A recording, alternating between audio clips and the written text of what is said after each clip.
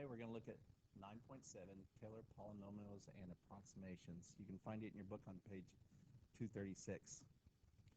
But let's talk about what an approximation is of the graph.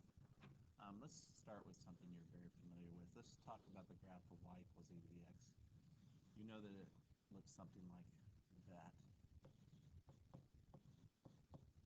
Now, if I wanted to come up with something to approximate a value, let's say a value at x equals 0, so right here. We have already talked about last year in calculus what is called a tangent line approximation. So if I drew a tangent line to this going through there, that we could see that they share actually a value at x equals 0. And I could use this tangent line to approximate values maybe out here. But the further I got out, the further I got away, and it wasn't a very good approximation. So that's called a tangent line approximation, to approximate values of e. At e to the 0, we have 1. At e to the 1, we would have e, and we're starting to fall away from our tangent line.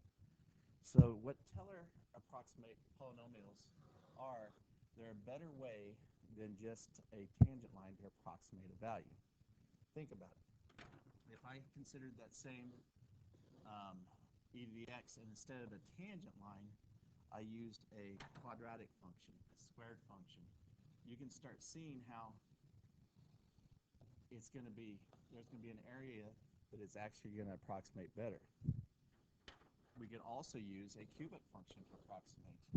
So here's my e to the x again, and if I wanted to consider using some type of cubic function, it might look something like this, and start approximating even better for a bigger region.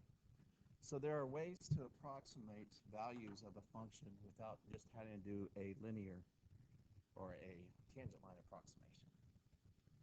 So what we're going to do is consider some approximations, and I want to look at maybe y equals e to the x, and I want to approximate values for 0 using that tangent line 1 plus x. I'll write it that way, and you'll see why later that I write it that way. We might use a quadratic. I might use 1 plus x plus 1/2 x squared, or I might use a third degree function, 1 plus x plus 1/2 x squared plus 1 to the 6x cubed. And I want to approximate the value of this function evaluated at 0. So we know that it's going to be 1. So now we're going to use all these to see if we come up with 1. Obviously, if we substitute 0 in, we'd come up with 1. But it's not just at what's happening at 0. It's what's happening around 0 on how good of an approximation. And in theory, we would say the higher order the polynomial, the better the region it would cover. Well, I think I'm just going to have you, I'm going to put this into a graphing calculator so you can see how well these approximations actually work. So if we look at this graphing calculator,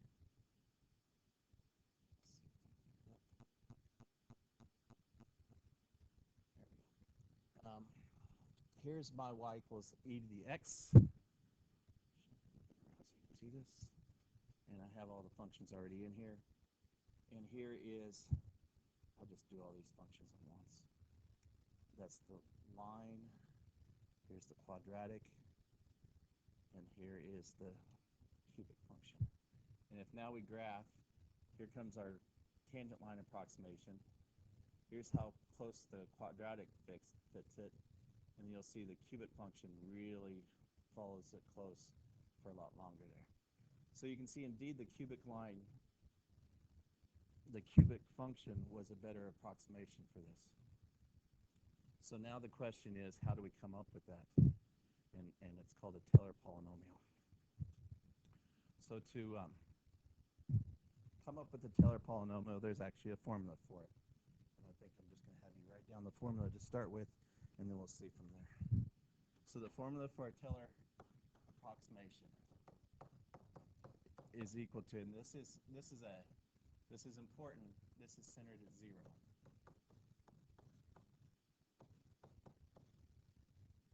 Is f of 0 plus f prime at 0 plus f double prime at 0 x squared over 2 factorial plus the third derivative, I'll put it in parentheses, of x cubed over 3 factorial. And I think you can see the pattern. It says always going to be the nth derivative x to the nth over n factorial. And if you don't see how that pattern is there, this is actually 0 factorial and 1 factorial. And the reason I didn't write those down is because they're both simply 1. Well, that will build these. Now, I said centered at 0.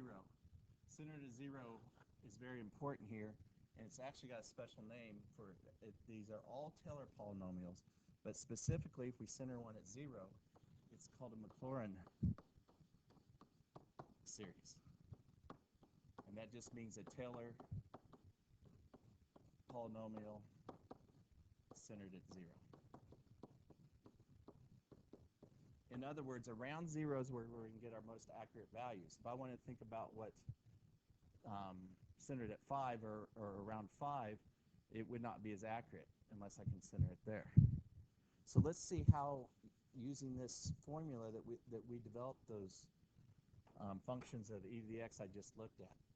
So let's think about, I want to create a third degree Taylor polynomial centered at 0, c equals 0, and we know that that's actually called Maclaurin, by the way. So let's see if we could create that. Well, first thing you're going to want to do is find your derivatives.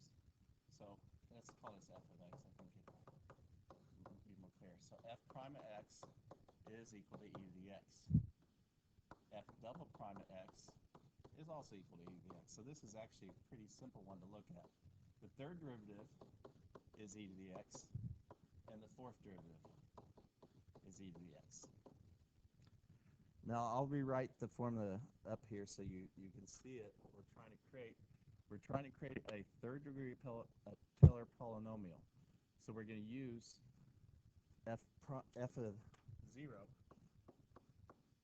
plus f prime of 0 times x plus f double prime of 0 times x squared divided by 2 factorial plus f to the third derivative of 0 x cubed divided by 3 factorial. Now if I want to do the fourth or fifth, this could go on.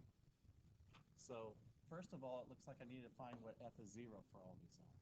So f prime of 0, e to the 0 is simply 1, and you'll find that I put in 0 in all these, I get back 1. So I'm kind of showing you a not as interesting example because it doesn't get as varied in your answers. But now let's build this. So looks like I'm going to need to find what f of 0 is, which happens to be 1 as well. So looking at this first term, f of 0 is 1, plus, looking at this next term, f prime of 0 is 1 times x, plus the next one, f double prime of 0 is 1 over 2 factorial. Factorial is 2 times 1 is 2, x squared, plus the next one is 1 over 3 factorial, which is 3 times 2 times 1, which is 6, x cubed. And you can see how I got the first order or first degree Taylor polynomial, second order or second degree polynomial, and in the case of this example, the third order or third degree Taylor polynomial. And this will approximate it fairly close. And we've already seen on the graphing calculator how to do it. Well, one of the issues that we're going to have here is, what if it's not centered at 0? If it's not centered at 0, the formula's got a little bit more to it, but not much. So here is the formula for a Taylor polynomial not centered at 0. So this is not at 0. It is, and this is just in general. P, the Taylor polynomial is equal to f of c plus f prime at c times x minus c plus f double prime of c times x minus c squared over 2 factorial plus the third one, x minus c cubed over 3 factorial, and that goes on and on. It's f of to the n, or the n derivative, x minus c to the n over n factorial. And you go out as far as you need it. So now let's consider that y equals e to the x again. And this time, let's center it at 1. So I want to find one centered at 1, c equals 1 instead of 0, and see what we come up with. Well, once again, we're going to start off with f of x equals e to the x. F prime of x is equal to e to the x. F double prime of x is equal to e to the x. F triple prime of x is equal to e to the x. And let's just do that to the third degree. That'll get you the idea. So now I'm going to use this formula up here to create this third degree Taylor polynomial centered at 1. So now I've got to figure out f of 1, which is obviously e, and you can see that all these are going to be e. So f of c, or f of 1 in this case, is e, plus f prime of c is e times x minus c is 1 in this case, x minus 1, plus f double prime is e times x minus 1 squared over 2 factorial, plus e times x minus 1 cubed over 3 factorial, or 6. And now we've created the third degree Taylor polynomial centered at 1. Well, that's not very interesting because we've just been doing e to the x. So let's look at another example of what you could do that looks a little bit more interesting. So now I want to consider the function f of x equal natural log of x. And I want a fourth degree. And let's center this at 1. And so I want to come up with a polynomial that would approximate natural log of x. Well, we know that f prime of x is 1 over x, or x to the negative 1. F double prime of x would be negative x to the negative 2. The third derivative would be positive 2x to the negative 3. And the fourth derivative would be negative 6x to the negative 4. I'm going to go through and figure out f of 1. Natural log of 1 is simply 0. F prime of 1 is equal to 1 over 1, which is 1. F double prime of 1 would be negative 1. The third degree at 1 would be 2 times 1, or 2. And the fourth degree at 1 would be negative 6. So putting it into my formula, then we have f of 1, which is 0. I'm going to just write this out. 0 plus, the next one I'm going to write out the 1 so you can see it. F prime of 1 is 1 times x minus c. C in this case is 1 to the first power. Plus, looking at f double prime of 1 is negative 1. X minus 1, now we're squaring it. Divide by 2 factorial. Plus, now the fourth one would be, the third one would be 2, right here, times x minus 1 cubed over 3 factorial, which is 6. And then the last one would be negative 6, x minus 1 to the fourth power, over, let's see, we had 2 factorial, 3 factorial. This is 4 factorial, which is 24, by the way.